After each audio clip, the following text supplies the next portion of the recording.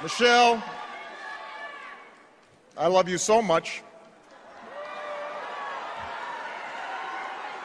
A few nights ago, everybody was reminded just what a lucky man I am.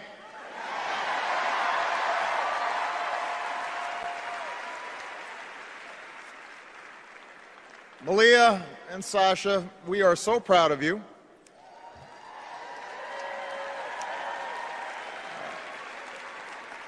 And yes, you do have to go to school in the morning.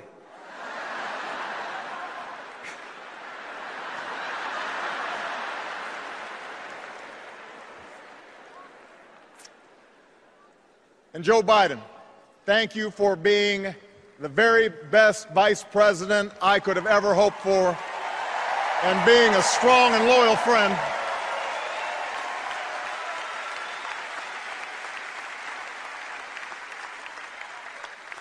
Madam Chairwoman, delegates, I accept your nomination for President of the United States.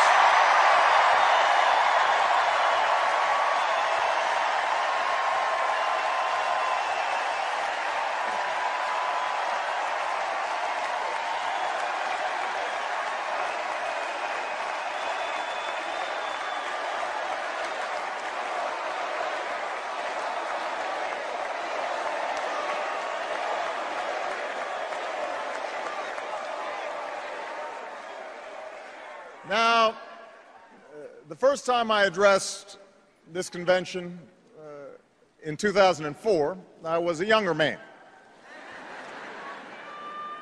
a Senate candidate from Illinois who spoke about hope. Not blind optimism, not wishful thinking, but hope in the face of difficulty, hope in the face of uncertainty. That dogged faith in the future which has pushed this nation forward even when the odds are great, even when the road is long. 8 years later, that hope has been tested by the cost of war, by one of the worst economic crises in history, and by political gridlock that's left us wondering whether it's still even possible to tackle the challenges of our time. I know campaigns can seem small, even silly sometimes. Trivial things become big distractions. Serious issues become sound bites. The truth gets buried under an avalanche of money and advertising. I mean, if you're sick of hearing me approve this message, believe me, so am I.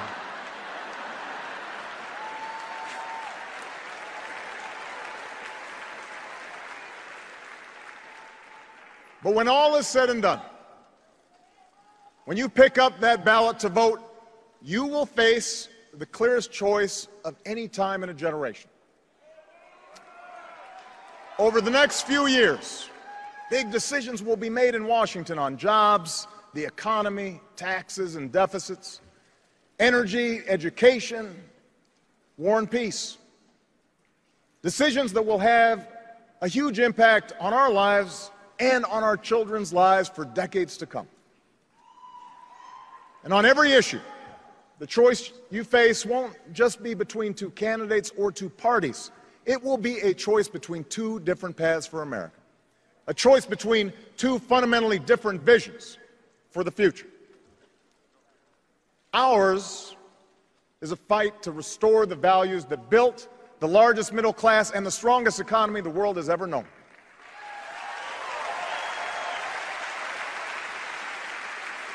The values my grandfather defended as a soldier in Patton's army. The values that drove my grandmother to work on a bomber assembly line while he was gone. They knew they were part of something larger. A nation that triumphed over fascism and depression. A nation where the most innovative businesses turned out the world's best products, and everyone shared in that pride and success, from the corner office to the factory floor. My grandparents were given the chance to go to college, buy their own home, and fulfill the basic bargain at the heart of America's story. The promise that hard work will pay off, that responsibility will be rewarded, that everyone gets a fair shot, and everyone does their fair share, and everyone plays by the same rules, from Main Street to Wall Street to Washington, D.C.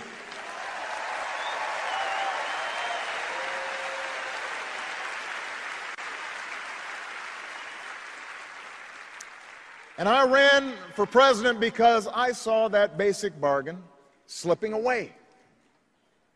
I began my career helping people in the shadow of a shuttered steel mill at a time when too many good jobs were starting to move overseas. And by 2008, we had seen nearly a decade in which families struggled with costs that kept rising, but paychecks that didn't. Folks racking up more and more debt just to make the mortgage or pay tuition, put gas in the car or food on the table. And when the house of cards collapsed in the Great Recession, millions of innocent Americans lost their jobs, their homes, their life savings, a tragedy from which we're still fighting to recover. Now, our friends down in Tampa at the Republican convention were more than happy to talk about everything they think is wrong with America. But they didn't have much to say about how they'd make it right. They want your vote, but they don't want you to know their plan. And that's because all they have to offer is the same prescriptions they've had for the last 30 years. Have a surplus? Try a tax cut. Deficit too high? Try another. Feel a cold coming on?